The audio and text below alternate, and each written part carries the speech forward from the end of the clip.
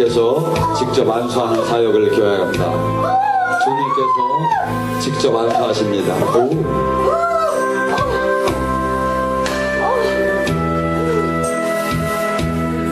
주님께서 직접 안수하십니다. 한번 천천히 나오셔서 천천히 한 번씩 주님께서 직접 안수하십니다.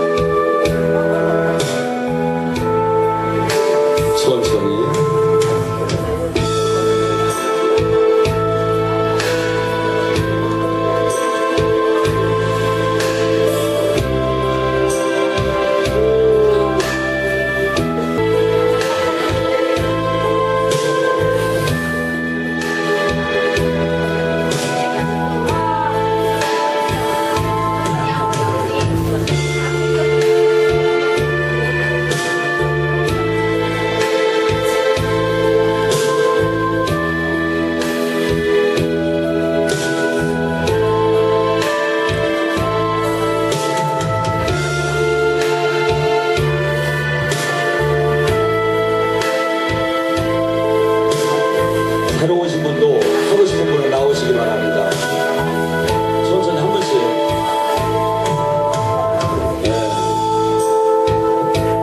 여기 들어오시면 주님이 직접 안수하는 사역입니다.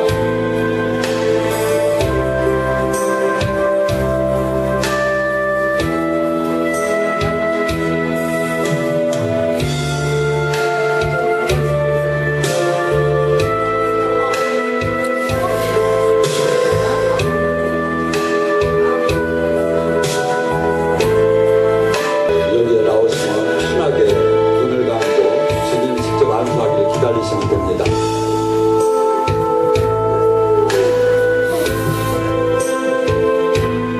성경 말씀은 출애굽기 1장 8절에서 22절입니다. 한 절씩 봉독하시겠습니다. 요셉을 알지 못하는 새 왕이 일어나 애굽을 다스리더니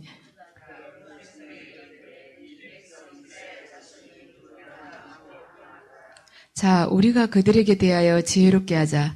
두렵건대 그들이 더 많게 되면 전쟁이 일어날 때 우리 대적과 합하여 우리와 싸우고 이 땅에서 나갈까 하노라 하고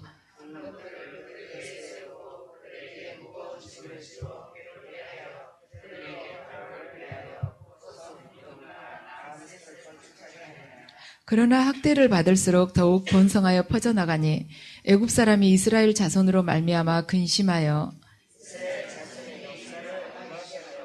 어려운 노동으로 그들이 생활을 괴롭게 하니 곧 흙 이기기와 벽돌 굽기와 농사의 여러 가지 일이라 그 시키는 일이 모두 엄하였더라.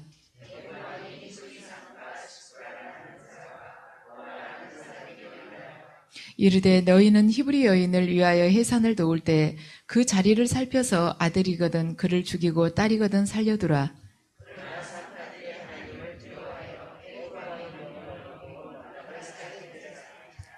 애굽 왕이 산파를 불러 그들에게 이르되 너희가 어찌하여 이같이 남자 아기들을 살렸느냐.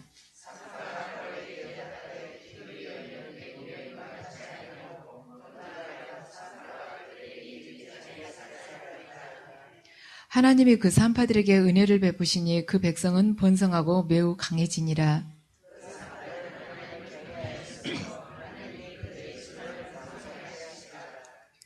그러므로 바로가 그의 모든 백성에게 명령하여 이르되 아들이 태어나거든 너희는 그를 나일강에 던지고 딸이거든 살려두라 하였더라.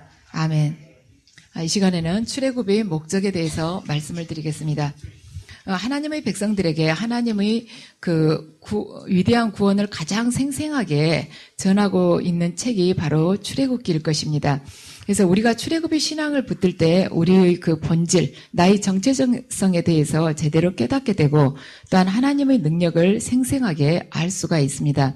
그래서 이스라엘 백성들은 지금 애굽에서 노예가 되어서 절망 가운데 살고 있었습니다. 그런데 그 노예가 되어서 살아가고 있는 것도 힘든데 지금 이스라엘 백성들이 숫자가 기하급수적으로 불어나니까 바로가 거기에다가 또한 더 힘들게 말하자면 노동을 가중을 시키고 있습니다. 그래서 이들이 애굽에서 말하자면 자유를 얻어서 축복된 백성으로 살아갈 수 있는 가능성은 더 미미하게 되었습니다. 근데 하나님께서는 이 노예 백성들을 거기에서 해방을 시켜서 그들이 조상들과 맺었었던 그 언약을 다시 말하자면 확인하면서 그것을 지켜주고자 지금 하고 계십니다. 그래서 당신의 능력으로 이들을 건져내 주신 것입니다. 그래서 우리가 믿는다 하면서도 세상이라는 애국, 부와 명예와 권력으로부터 지금 현재 노예가 되어서 살아가고 있는데 우리 힘으로 거기서 말하자면 노예 생활에서 탈출하기는 굉장히 어렵다는 것입니다. 하나님의 은혜가 없이는 우리가 거기서 빠져나오기가 어렵다는 것을 지금 출애굽기는 알려주고 있습니다. 그래서 믿음이라는 것은 단순히 하나님에 대한 종교나 신앙의 믿음이라는 것이 아니고 하나님의 말씀에 순종하여서 우리가 얼마나 위대한 삶을 이 땅에서 살아가는가, 바로 그것이 우리가 그 하나님의 말씀 그대로 살아가는 그 삶이 바로 믿음이라는 것입니다. 그런데 지금 우리가 이 구약을 보면 이미 지금 출애굽기 그 전에 아브라함과 이삭과 야곱을 통해서 하나님은 그 족장들을 통해서 당신을 드러내셨습니다. 그런데 지금은 족장들이 시대가 가고 하나의 공동체를 통해서 하나님께서 당신이 그 언약의 말씀을 이루어내는 것을 지금 보여주고 계십니다. 그래서 이 공동체를 통해서 구원이라는 것이 어떻게 이루어져 가고 있는가, 그걸 지금 이 출애굽기를 통해서 당신께서 보여주고 계십니다. 그래서 이 민족이 그 압제하, 바로의 그 압제하에서 어떻게 해방을 하며 하나님의 능력으로 그 광야 길을 어떻게 이겨내면서 걸어올 수가 있으며, 또한 그 광야에서 하나님과 이 이스라엘 백성과 어떠한 관계가 맺어지면서 결국에는 그들이 가나안에 입성하게 되는가, 그걸 보여준 것이 바로 출애굽기입니다. 그래서 하나님께서는 이 애굽에서 잘 살고 있는 이들에게 그냥 그들에게 애굽으로부터 탈출을 하라고 하면 안 나오죠. 그래서 그들을 어떻게 할 것인가, 지금 그것부터 지금 1장에서 어떻게 해서 그들이 애굽에서 탈출하는가를 할 수 있는 그 계기를 지금 1장에서 보여주고 있는 것입니다. 그런데 이들이 어떻게 해서 애굽에 들어갔는가, 그냥 또 애굽에 들어가지지가 않죠. 가나안 땅에서 지금 애굽으로 들어갔는데 그 애굽으로 하나님께서 몰아넣으시기 위해서 지금 흉년이라는 그러한 기근을 사용해서 이스라엘 자손을 애굽으로 불러들이고 계십니다. 그래서 출애굽기는 하나님 구원의 기록이며 하나님 나라가 어떻게 시작되는가를 지금 보여주고 있습니다. 그래서 하나님 나라는 거창하게 시작되는 것이 아니라 아주 소수인 70인으로 시작이 됐습니다. 출애굽기 1장 5절을 보면 야곱의 허리에서 나온 사람이 모두 70이요 요셉은 애굽에 있었더라. 지금 요셉만 애굽에 있었다는 것입니다. 그리고 나머지는 70명은 애굽에 없었다는 것이에요. 그러면은 이 70명이 어디서 나타났는가? 이들은 가나안 땅에서 떠돌아다니고 있습니다. 그런데 가나안 땅에 떠돌아다닌 사람이 이 70명만이 아니라 다른 사람도 많이 있었을 텐데 이들이 다른 사람하고는 틀렸다는 거예요. 뭐에서 달랐느냐? 이 사람들은 하나님의 약속을 붙들고 떠돌아다닌 사람이었다는 거예요. 이 70명은 가나안에 많은 부족들이 있었는데 그들과 구별된 것은 뭐냐면, 이 70명이 구별된 것은 가장 확실한 것은 하나님 약속의 그 말씀을 붙들고 떠돌아다녔다는 것입니다. 우리들 또한 마찬가지예요. 이 세상에 많은 사람들이 있습니다. 각자 자기가 추구하고 있는 것이 아주 다양하고 많아요. 그런데 우리도 또한 하나님으로부터 직접 부르심을 받기 전까지는 떠돌아다니고 있었어요. 떠돌아다니고 있었는데 우리는 믿는다면서도 떠돌아다니는 사람들이었습니다. 그런데 뭐가 다른가? 하나님 약속의 그 말씀을 붙들고 우리도 떠돌아다닌 사람들이었습니다. 근데 그 우리를 하나님께서 당신께서 정하신 그 시점에 우리를 강권적으로 불러내신 것입니다. 그래서 하나님의 약속은 우리들을 거기서 불러내서 하나의 그 새 예루살렘이라는 당신의 나라의 그 도성의 시민이 되게끔 하신다는 것입니다. 자, 그러면 이 시대를 사는 우리들에게 하나님께서는 출애굽이라는 이 사건을 통해서 우리가 어떤 메시지를 받아들이기를 원하고 계시는가, 그것에 대해서 세 가지로 말하자면 요약을 해서 말씀을 드리겠습니다. 첫 번째로는 죄악과의 단절을 지금 원하고 계십니다. 하나님께서 보시기에 가나안이라는 땅은 굉장히 음란한 곳이었습니다. 그래서 거기에서 이스라엘 백성들이 순수하게 남기는 어려운 것입니다. 그런데 애굽은 또한 우상 숭배가 심했습니다. 그런데 하나님께서는 우상 숭배와 음란 중에서 무엇이 더 심각하다고 보셨냐면 음란이 지금 현재 더 심각하다고 보실 것입니다. 왜냐하면 음란하면은 이스라엘 백성들이 그 순수한 혈통을 찾기가 어렵게 되기 때문입니다. 혈통 자체가 없어져 버리는 것이죠. 그래서 하나님께서는 이스라엘 백성들이 죄악과 단절하고 영적으로 순결한 백성이 되기를 원하셨습니다. 그래서 그들을 이 애굽에서 이끌어내기를 원하신 것이죠. 그런데 애굽 땅에 살고 있던 그들을 갑자기 탈출을 하라고 권하신다고 해서 이들이 그 애굽 땅에서 바싹 일어설 마음이 없었던 것입니다. 그래서 하나님께서는 바로를 완악하게 하고 또한 그들을 핍박하고 그들에게 고통을 주어서 그들이 도저히 이 바로의 압제에서는 내가 살 수가 없다.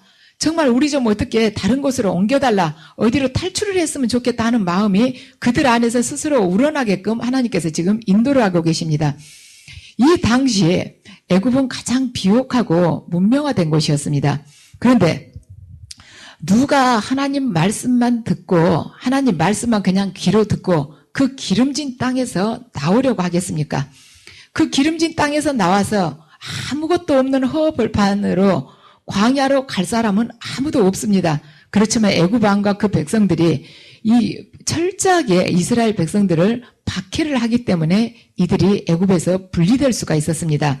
우리가 이 세상에서 낭패를 당하고 실망을 할 때 결국에는 이 세상에 대해서 환멸을 느끼게 됩니다.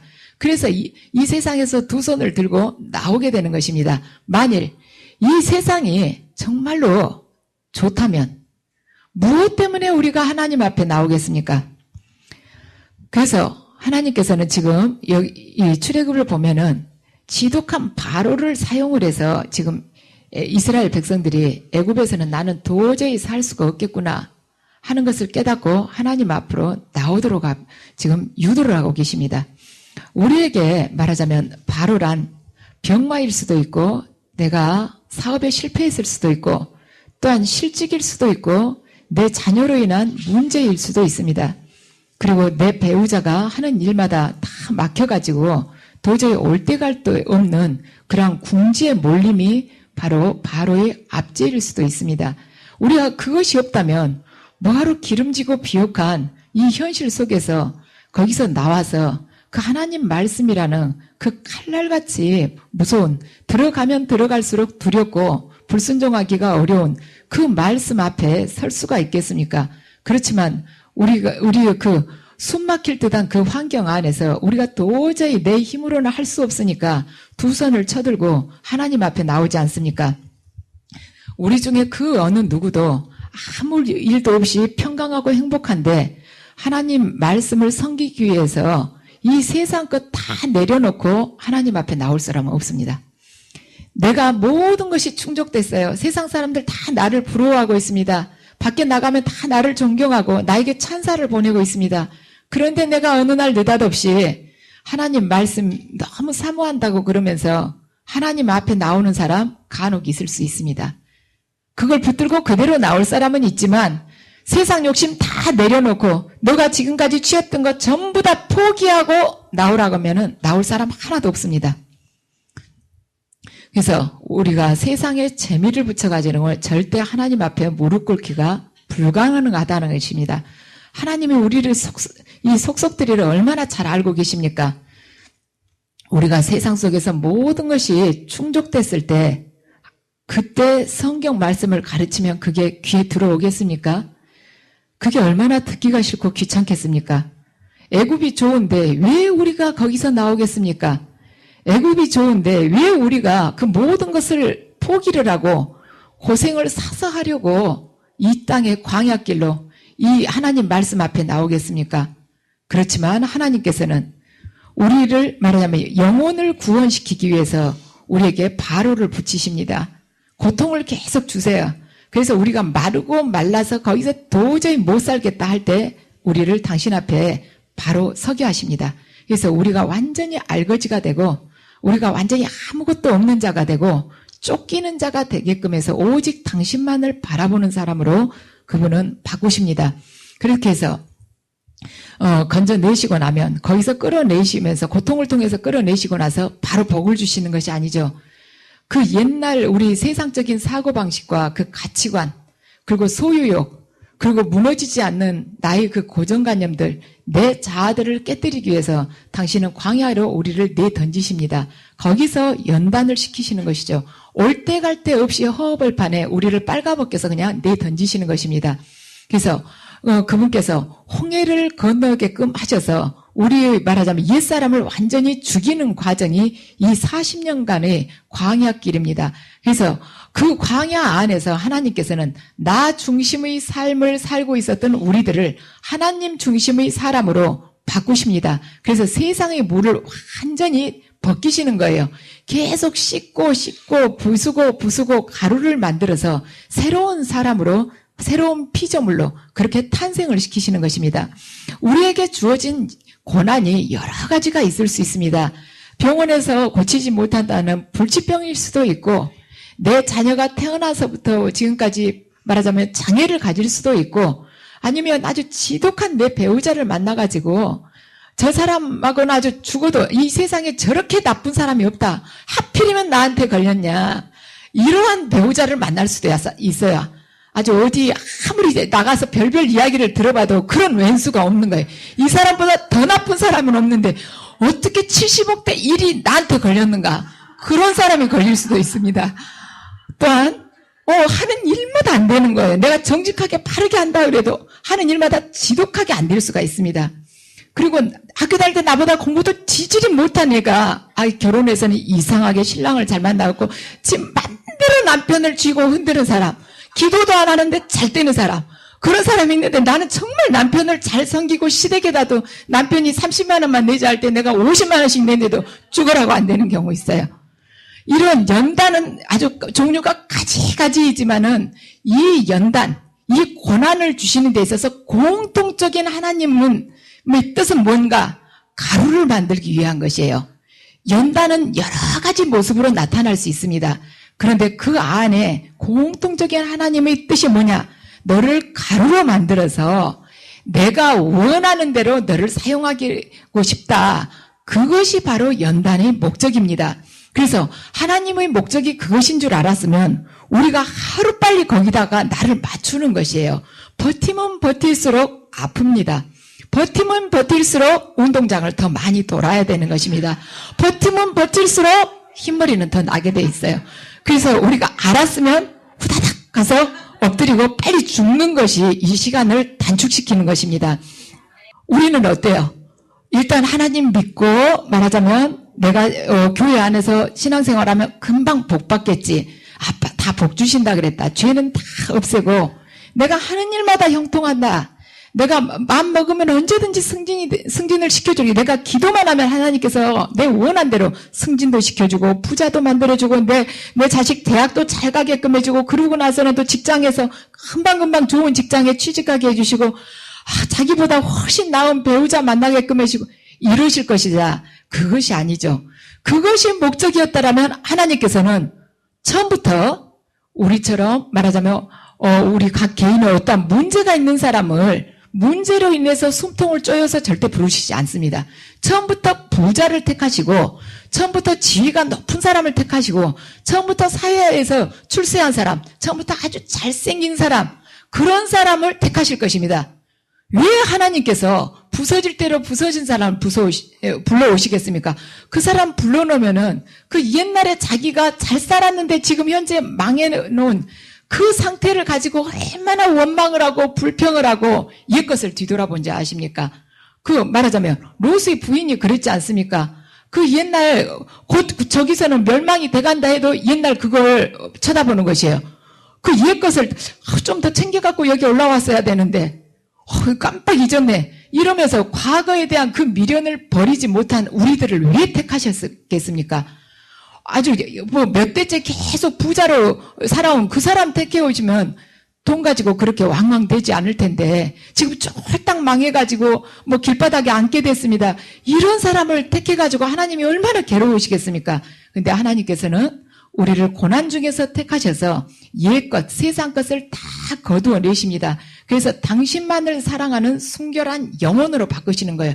다시는 세상과 욕망과 권력과 가늠하지 못하게끔 하나님께서는 고통을 통해서 우리를 쥐어짜고 쥐어짜십니다. 그래서 당신이 원하시는 새로운 피조물, 하나님의 영으로만 충만한 그 피조물로 바꾸기를 원하십니다. 그래서 하나님의 계획에 의하면 이스라엘 백성들은 반드시 죄악의 노예 상태에서 해방되어서 죄악된 그 세상과 분리되는 그 체험이 필요했습니다. 그래서 그들이 우상과 음란으로 가득 찬 그 세상을 정복하는 자로 변하는 것이 하나님의 목적이었습니다. 결국에는 애굽에서 탈출하여서 가나안 땅으로 이들이 입성하게 되는 것이죠. 그런데 그 입성을 시키면서 그 가나안의 그 음란하고 우상 숭배하는 그 민족들을 정복하게 하시는 것입니다. 그래서 우리들을 불러내는 목적도 똑같아요. 우리들을 하나님께서는 애굽이라는 이 풍족한 세상, 기름진 땅에서 불러내어서 당신이 말하자면 형상을 닮은 말하자면 그런 품성을 갖춘 변화된 사람으로 이 광야길을 통해서 바꾸십니다. 그러고 나서 다시 말하자면 이 세상의 죄악이 가득 찬 그 애굽 땅, 가나안 땅으로 우리를 들여보내십니다. 그래서 거기서 악의 세력을 정복하게 하시고 거기를 하늘나라로 바꾸시는 것이 하나님의 목적입니다. 그래서 하나님께서는 우리들을 통해서 영적인 가나안을 건설하는 것이 당신의 뜻이십니다. 세상이라는 거대한 파도, 그것은 나를 접치려 하는데 내가 어떻게 이 미약한 내가 영적인 가나안을 건설을 할 수가 있겠는가?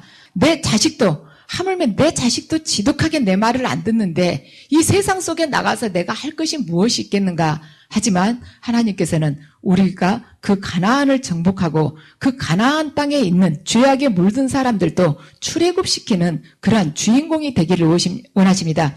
오늘 이 출애굽기 1장을 보면 이스라엘 백성들이 얼마나 미미하게 시작했는가를 보여주고 있습니다. 그들이 그 미미한 백성들 70명으로 시작했던 그 이스라엘 백성들이 애굽에서 아주 지독한 압제를 받으면서 그 절망 가운데서 지금 말하자면 거기서 탈출하기를 원하고 있죠. 근데 거기에 미미하지만은 희망을 주는 부분이 있습니다. 애굽 왕의 압제 아래에서도 하나님을 두려워하는 사람이 있었다는 것입니다. 나를 짓누르는 어떠한 문제, 나를 두렵게 하는 업무라는 그러한 파도, 해일이 나를 덮친다 할지라도 내가 하나님을 두려워하면서 그 자리에서 본분을 다하게 되면 반드시 그걸 말하자면 뚫고 나갈 수 있는 힘을 하나님께서 주시고 그걸 통해서 우리에게 새로운 역사를 펼쳐주신다는 것입니다. 그래서 오늘 본문 15절에서 17절을 보면 애굽 왕이 히브리 산파 시브라라 하는 사람하고 부하라 하는 사람에게 말하여 이르되 너희는 히브리 여인의 해산을 도울 때 아래를 보아서 아들이면은 바로 죽이고 딸이면은 살려두라고 했는데 어떻게 기록되어 있습니까? 이 산파 둘이가 하나님을 두려워해서 애굽 왕의 명령을 어기고 남자 아기들을 살렸다고 합니다. 한 나라의 그 애굽 왕의 명령을 어기는 데 있어서 기폭제 역할을 한 것이 무엇이냐면 하나님의 말씀, 하나님 그분을 두려워했다는 것이에요. 하나님에 대한 두려움은 지혜의 시작이라고 합니다. 그래서 우리가 하나님을 두려워할 때 어떤 악의 세력에도 우리가 굴복하지 않는 자가 된다는 것입니다. 그래서 자기 목숨을 아끼지 않고 말하자면 양심을 지켰던 두 산파는 이스라엘에 있어서 영적인 부흥이 오게 하는 말하자면 이 도화선이 된 것입니다. 이들이 말하자면 이스라엘의 남자 아기들을 살려놨기 때문에 그 중에서 모세가 탄생할 수 있었던 것이고 그 모세를 통해서 하나님께서는 출애굽의 역사를 말하자면 당신이 뜻대로 이루실 수가 있었습니다. 그래서 우리에게 그들에게 그 두 산파에게 있어서는 이 이스라엘 남자 아기들 살려준 것이 그다지 큰 일이 아닐 수가 있었습니다. 그들에게는 큰 일이 아니었을 수가 있지만 자기에게 주어진 그 일을 하나님 뜻에 따라 순종했을 때 이스라엘에게 있어서 구원의 아침이 되게 할 수가 있었다는 것이죠. 그래서 우리가 우리 자신의 위치에서 믿음을 지켜도 그것은 큰 빛으로 나타날 수 있다는 것입니다. 이들은 자기들이 남자아기를 살려놨지만 그 안에서 모세가 죽지 않고 살아나서 이스라엘을 이렇게 말하자면 구원을 할 수 있는 그런 부흥의 계기를 마련하리라고는 꿈에도 상상도 못했어요. 그것과 마찬가지입니다. 우리들 또한 내가 어떠한 하나님의 사명에 순종할 때 내가 했었던 그 일 중에 하나가 아주 큰 빛을 발하리라고는 우리들 아무도 생각하지 않습니다. 이 세상을 밝히리라고는 생각하지 않아요. 내가 빛은 빛이지만 성냥불이라고 다들 생각을 합니다. 근데 하나님께서는 이 사암파의 그 행위에 당신께서 역사를 하셔서 이스라엘의 그 출애굽이라는 그 거대한 역사를 당신께서 친히 이루셨다는 것입니다. 그래서 제가 어제는 집에서 이제 옛날 8, 9년 전에 받았던 그 예언 말씀을 제가 쭉 써놓은 수첩이 있어요. 그것을 한번 꺼내서 읽어봤습니다.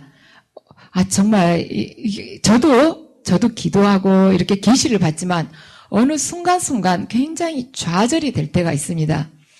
정말 이 길을 가야 되는가? 왜 하나님께서는 이렇게 더디신가? 숨이 막힐 때가 있어요. 그럴 때 가만 이제 이 성경을 생각을 해봅니다. 우리가 성경의 구약이든 신약이든 이 역사를 가만 생각을 해보면 딱 그 결론은 하나예요. 하나님의 말씀에 순종하는 자가 반드시 승리한다는 것입니다. 불순종한 자는 어떻게든 반드시 파멸을 하게끔 돼 있어요. 우리 사무엘 상하를 봤죠. 가만 유심히 보면 불순종한 자를 끝을 보면요. 의인의 손에 죽지 않고 거의 다가 악인의 손에 죽습니다. 이 불순종한 이 악인을 의인이 가서 목을 치진 않아요. 보면은 반드시 자기 그 악인들 쪽에서 이 사람을 죽입니다. 그런데 우리가 하나님 말씀에 순종하게 되면은 언젠가는 하나님께서 말하자면 우리에게 승리의 깃발을 안겨주신다는 것이죠. 제가 이제 그 예언 말씀을 가만히 이렇게 날짜별로 써놓은 걸 읽어보면서 그대로 이루어졌구나. 그 말씀이 그대로 똑같이 지금 이루어졌구나. 그 예언 말씀을 들을 때 저는 무슨 뜻인지를 몰랐어요. 이런 비슷한 일이 있으려나 하고 생각을 했는데 그게 이렇게 이루어졌구나. 제가 8년 반 전에 어떤 예언 말씀을 드렸냐면 네가 영적인 체험을 할 것이며 어둠의 세계를 알게 될 것이다. 그런데 네가 그 체험을 하면서 많은 고통을 당하고 많은 눈물을 흘리게 될 것이다. 하지만 그 체험한 것을 가지고 네가 상담을 할 것이며 네가 말씀을 전할 때 그 진리들이 그대로 선포가 될 것이다 하고 말씀을 하셨습니다. 근데 저는 제가 이 자리에서 이야기하게 되리라고 생각도 못했어요. 그냥 주변 친구들한테나 그냥 이야기하게 될 걸로 생각을 했습니다. 그런데 지금 가만 이렇게 보니까 그대로 이루어진 것입니다. 그리고 저희 아이들에 대해서도 너가 지금 네 아이들을 염려를 하고 있다. 네가 걱정이 두 가지가 있다. 하나는 네 딸에 대해서 걱정을 하고 있고 하나는 네 아들에 대해서 걱정을 하고 있다. 그렇지만 걱정하지 마라. 내가 네 아이들을 친히 인도할 것이다. 그래서 결국에는 그들이 푸르른 초장으로 들어가게 될 것이다. 저는 그 이야기가 그냥 보통 우리 편안하게 주고받는 이야기인 줄 알았습니다. 다 하나님께서 사람을 인도하시죠. 그런데 그 인도하신다는 그 말씀 안에 이렇게 많은 고난이 있는 줄을 몰랐어요.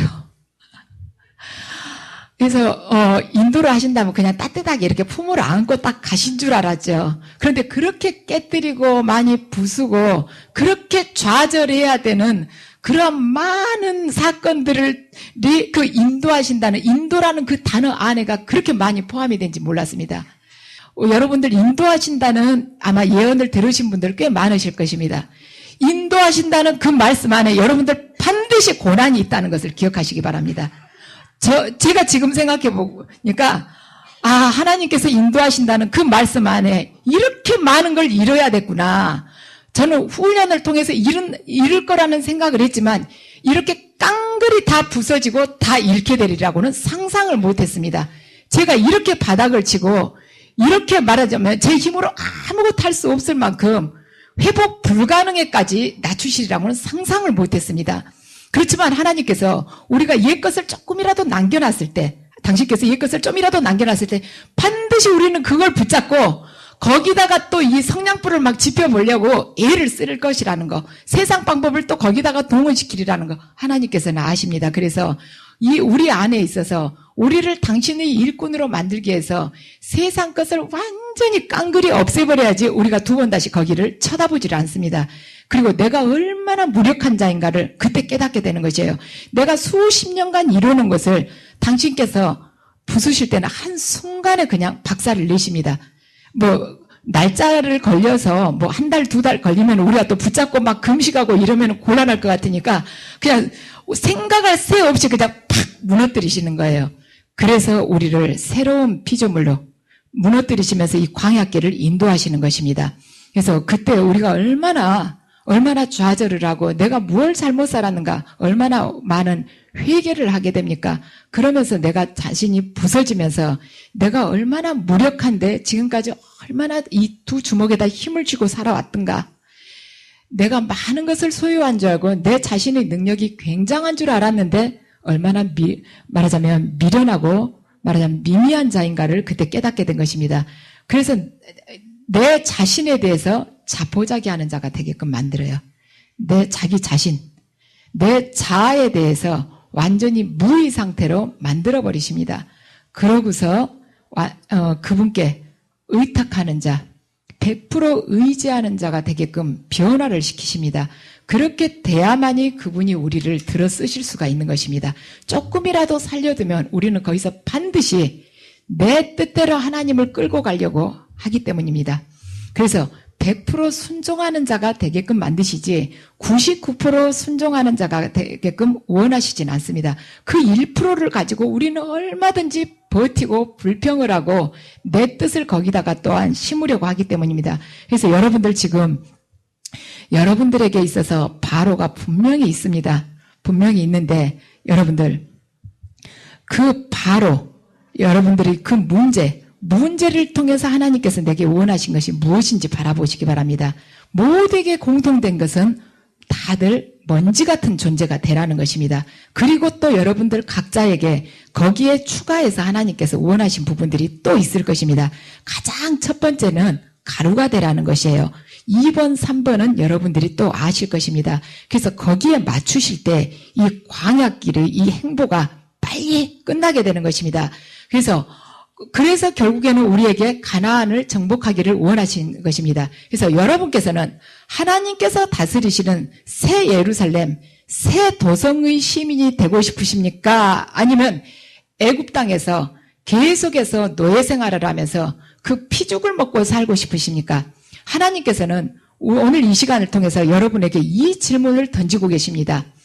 너희들이 새 예루살렘 도성의 정복하는 시민이 되고 싶으냐? 아니면 애굽 땅에서 바로의 배급을 받으면서 음란과 우상과 함께 가늠하면서 사는 자가 되고 싶으냐? 여러분들 지금 이 시간에 이것에 대해서 결단을 내려야 됩니다.